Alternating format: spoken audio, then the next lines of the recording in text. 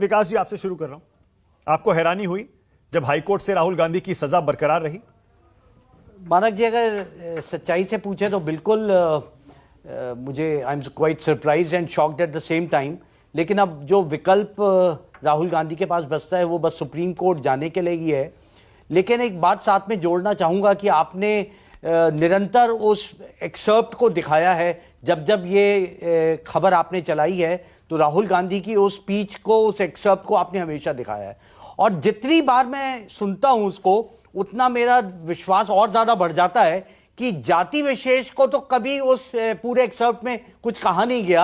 अगर किसी व्यक्ति को लेकर के उन्होंने कुछ टिप्पणी करी है, वो तो कंप्लेनेंट है नहीं, और जाति सूचक की तरफ से कंप्लेंट आ गई है। तो जितनी बार भी आप उस एक्सर्प्ट को टीवी पे प्ले करते हैं या अलग अलग मीडिया हाउस प्ले करते हैं, मेरा दृढ़ निश्चय और बढ़ जाता है कि ये डेफेमेशन का केस बनता ही नहीं। अच्छा, अब हाईकोर्ट के फैसले से आपने कहा कि आप शॉक्ड हैं। अब लेकिन राहुल सुप्रीम कोर्ट में जाने के अलावा और कुछ कर सकते हैं क्या? और क्या वो वही दलीलें लेकर जाएंगे जो उन्होंने लोअर कोर्ट में और हाई कोर्ट में रखी थी, या फिर लगता है आपको लीगल स्ट्रैटेजी बदलने पर विचार हो रहा होगा? नहीं, देखिए, लीगल स्ट्रैटेजी के लिए मानक जी कोई बड़ी आवश्यकता नहीं है, क्योंकि उनके पास अभिषेक मनु सिंघवी जैसे धुरंधर वकील हैं, और जो क्वेश्चन ऑफ लॉ है और जो फैक्ट है वो तो सेम ही रहेगा। जो आपका हाई कोर्ट में आर्ग्यूमेंट है वही सुप्रीम कोर्ट में आर्ग्यूमेंट रहेगी। और मैं वही आपको कह रहा हूं कि जिस व्यक्ति विशेष को वो कह रहे हैं वो तो कंप्लेनेंट है नहीं, और जाति सूचक बनाकर के अगर कंप्लेंट, देखिए हमने भी पिछले 30-40 साल से पॉलिटिक्स को फॉलो किया है। राजनीतिक स्फीयर में कमेंट्स होते हैं, उसको पॉलिटिकल स्फीयर में ही निपटाया जाता है। ये अभी कुछ सालों का प्रचलन बन गया है कि पॉलिटिशियंस कोर्ट का सहारा लेते हैं जहां उनकी सबूलियत होती है, और जहां सबूलियत नहीं होती तो वो टिरनी ऑफ द अनइलेक्टेड की बात कह करके चले जाते हैं। पर लेकिन कोर्ट तो साफ साफ कह रही है ना, कोर्ट विकास जी कह रही है कम से कम 10 क्रिमिनल केस इनके खिलाफ पेंडिंग है, कुछ और केस भी हैं, सावरकर वाला केस है। सजा पर रोक लगाना बिल्कुल ठीक नहीं है।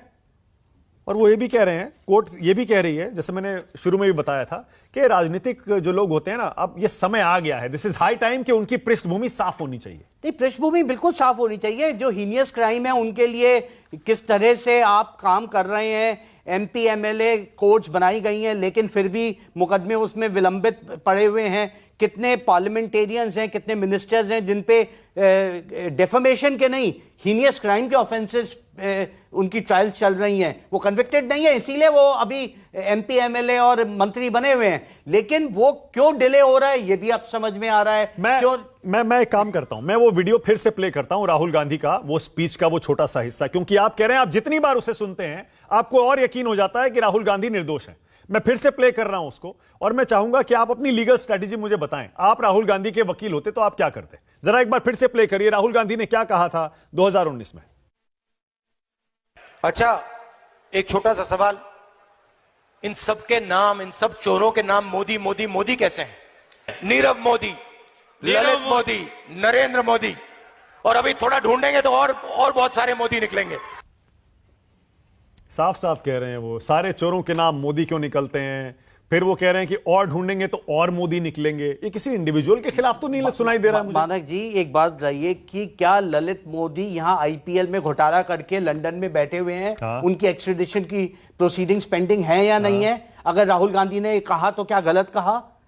अगर नीरव मोदी के बारे में उन्होंने कहा, जो 7,500 करोड़ रुपया पंजाब नेशनल बैंक का लेकर के और सरकार के आंखों के नीचे से चुरा करके काजल लेकर के यहां से भाग गए, और पता ही नहीं चल रहा, ना इलाहाबाद बैंक को पता चल रहा जिनकी लेटर ऑफ अंडरटेकिंग्स वहां गई हुई है, और ना पीएनबी को पता चल रहा जिनकी लायबिलिटीज आई हैं। अगर ये नाम वो लेकर के कह रहे हैं कि ऐसे 2 मोदी हैं और ढूंढने पे और भी हो सकते हैं, तो जाति सूचक नहीं है। उन्होंने ये नहीं कहा कि सारे ऐसे हैं, उन्होंने कहा सारे मोदी क्यों निकलते हैं। मैं फिर से सुनवाता हूं आपको। हाँ, वो क्यों निकल रहे हैं? तो अगर उन्होंने नीरव मोदी का नाम लिया, ललित मोदी का नाम लिया, तो क्या गलत कह दिया उन्होंने? उन्होंने ये तो नहीं, ऐसा तो नहीं है कि ललित मोदी ने जो उन्होंने एलिगेशंस लगाए वो गलत थे। जिनका नाम लिया वो तो सही बोले, लेकिन वो ये क्यों बोले कि ये सारे मोदी क्यों निकलते हैं? वो क्यों निकलेंगे तो और मोदी निकलेंगे। क्यों निकल रहे हैं? अगर मोदी समाज से तो जोड़ा ना। अगर ये, मैं वही कह रहा हूं, जाति, उन्होंने ये नहीं कहा कि पूरी जाति ऐसी है, उन्होंने ये कहीं पे भी ऐसा नहीं आना, उन्होंने ये कहा कि ऐसे निकलने पे ऐसी जाति का इस नाम से क्यों सरनेम से आ रहा है। अब क्या करेंगे, स्ट्रैटेजी बताइए ना। ये देखिए, ये आप जो आर्गुमेंट दे रहे हैं, मुझे यकीन है लोअर कोर्ट में, हाई कोर्ट में राहुल के वकीलों ने आर्गुमेंट दिया होगा, ये आर्गुमेंट दिया होगा जो नहीं माना गया। मानक जी, अगर पॉलिटिकल स्लगफेस्ट को आप अपनी कन्वीनियंस से कोर्ट के जरिए आप उसको निपटाना चाहते हैं, तो मुझे लगता है कि राहुल गांधी को भी कोई आपत्ति नहीं होगी, वो भी देश के लड़ेंगे। और अगर जनता भी अगर वो उसको आड़ में, कोर्ट की आड़ में जा रहे हैं, तो मुझे लगता है वो भी जनता के बीच में आएंगे और जनता ये निर्धारित करेगी आकर के कि ये बात और सुप्रीम कोर्ट है, मुझे पूरा विश्वास है। आप क्या स्ट्रेटजी लेकर जाते, आप ये वीडियो लेकर जाते ये वाला, और आप वहां पर इसको प्ले करते। मैं इसलिए कह रहा हूं, देखिए एक सेकंड हाँ। विकास जी, मैं इसलिए कह रहा हूं ये सवाल, क्योंकि जो पूर्णेश मोदी हैं, जो कंप्लेनेंट है, वो इसी वीडियो को आधार बनाकर राहुल के शब्दों को, एक एक शब्द को पकड़कर अपना केस मजबूत कर रहे हैं, चाहे वो लोअर कोर्ट है या हाई कोर्ट हो। आप कह रहे हैं कि आप भी इसी वीडियो को प्ले करके ये साबित कर देंगे कि राहुल निर्दोष है। मानक जी, सुप्रीम कोर्ट ये कहता है कि जिस कोर्ट के पास सस्पेंशन ऑफ सेंटेंस की पावर है, उसके पास सस्पेंशन ऑफ कन्विक्शन की भी पावर। ठीक है, डन है। ये नवजोत सिंह सिद्धू की जजमेंट में क्लियरली, जब उनको रोड रेज में, अगर आपको याद होगा, जब सस्पेंशन ऑफ सेंटेंस हुई तो सस्पेंशन ऑफ कन्विक्शन भी हो गई साथ में।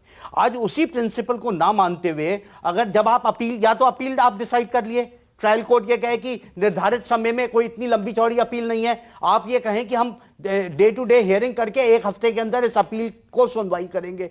आप एक तरफ तो अपील भी नहीं सुन रहे, सस्पेंशन ऑफ सेंटेंस कर दिया। जिस कोर्ट के पास सस्पेंशन ऑफ सेंटेंस के साथ सस्पेंशन ऑफ कन्विक्शन की पावर है, वो उसको एक्सरसाइज नहीं कर रहे। भाई, जो ग्राउंड्स आपके सस्पेंशन ऑफ सेंटेंस में बन रहे हैं, वही तो आपके सस्पेंशन ऑफ कन्विक्शन में भी ग्राउंड्स बन रहे हैं, उसको कोर्ट मान नहीं रही। मैं आप विश्वास रखिए, हो सकता है हम अगले कुछ ही दिन में फिर से वापस डिबेट पे बैठे, सुप्रीम कोर्ट में ये बातें जाएंगी, और मुझे लगता है कि राहुल गांधी को इस मुद्दे पे जरूर रिलीफ मिलेगा। ओके, मैं फिर से कह रहा हूं, आपने अपनी दलीलें तो रखी, मान लीजिए आप सुप्रीम कोर्ट में है, मान लीजिए, क्योंकि आपको तो आदत है सुप्रीम कोर्ट में जज के सामने अपना केस आर्ग्यू करने की। मान लीजिए जनता इस समय देख रही है, आप जज के सामने आर्ग्यू कर रहे हैं, आपने अभी ये वीडियो प्ले किया, आप कहें तो मैं दोबारा प्ले कर दूं? नहीं। ओके, वो वीडियो प्ले हो गया, अब आप जज से क्या कहेंगे मुझे बताइए। देखिए, मैं वही आपको लेकर के, इसमें एक पॉइंट नहीं है, बहुत। आप सबसे पहला तो सीआरपीसी का पॉइंट आप लीजिएगा कि 199 में कि no court shall take cognizance, कि अगर जो कंप्लेनेंट है, अगर वो उस पे कोई डायरेक्ट डेफेमेशन की बात नहीं कही गई है, तो कोई उठकर के 30 जाति सूचक का आदमी आकर के ये कह रहा है कि जी पूरी जाति को मेरे को कह दिया, उन्होंने उस पूर्णेश मोदी का नाम तो कहीं में नहीं लिया, लेकिन वो जाति सूचक की बात को लेकर के इसमें आकर के कंप्लेनेंट बन रहे हैं। तो सबसे मुख्य जो पहला ग्राउंड है, जो कंप्लेनेंट है वो विक्टिम नहीं है, वो है ही नहीं विक्टिम, वो सबसे पहली चीज आ रही है। और दूसरी बात, इस वीडियो को प्ले करने बाद या जो उनके एविडेंस आए होंगे, कंप्लेनेंट के विटनेसेस आए हैं, उनमें यह देखने की बात है कि क्या जाति सूचक को कहीं पे भी राहुल गांधी ने कहा है या नहीं कहा। ओके, सबसे इंपॉर्टेंट इन्हीं शब्दों के इर्द गिर्द ही तो घूमेगा ना केस पूरा, और दलीलें भी। बिल्कुल। अश्विनी दुबे, आपको हैरानी थी या आपको भी लगता था अश्विनी दुबे कि हाई कोर्ट से भी राहुल गांधी को झटका लगेगा, आपको पता था क्या? जी देखिए, जिस तरीके से ट्रायल कोर्ट ने कन्विक्शन किया तमाम एविडेंसेस को कंसीडर करते हुए, और अपीलेट कोर्ट में भी कुल मिलाकर के कोई रिलीफ नहीं मिला, तो ये बात मुझे जरूर था, क्योंकि ये एक ऐसा मैटर है जिस मैटर में देश में एक मैसेज भी देना है कि पॉलिटिकल लीडर्स जो है संवैधानिक व्यवस्था और कानून से ऊपर नहीं है। और इसीलिए कोर्ट ने अपने आज के जजमेंट में कहा कि अगर हम कम सजा देते हैं तो गलत संदेश जाएगा।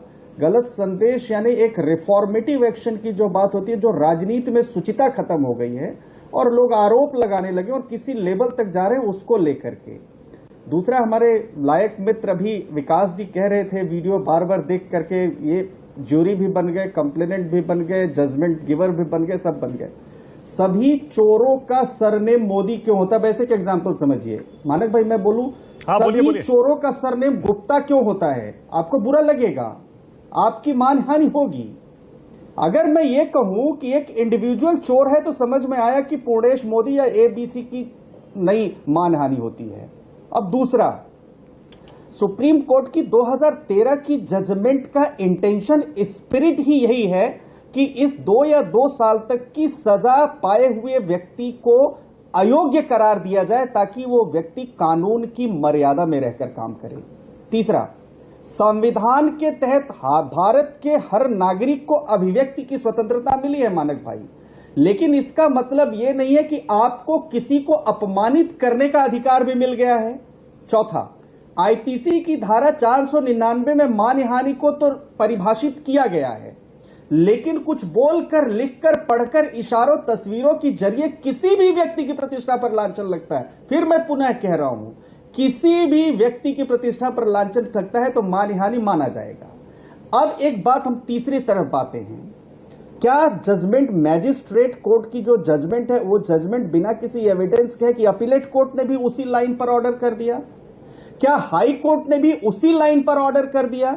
यानी जो व्यवस्था है, जिस व्यवस्था के तहत कोर्ट्स की हायरार्की बनी हुई है कि वो देख करके निर्णय देती हैं, वो हायरार्की पर आप सवाल खड़ा कर रहे हैं। अब उसके बाद एक बड़ा प्रश्न जो है वो एक खड़ा होता है कि जब मान लीजिए कि किसी केस में अगर सजा हुई, जब आप फेवर में केस आता है तो हम कहते हैं न्याय की जीत है। यहां न्यायिक व्यवस्था पर प्रश्न खड़ा करने का प्रश्न कहां से आता है?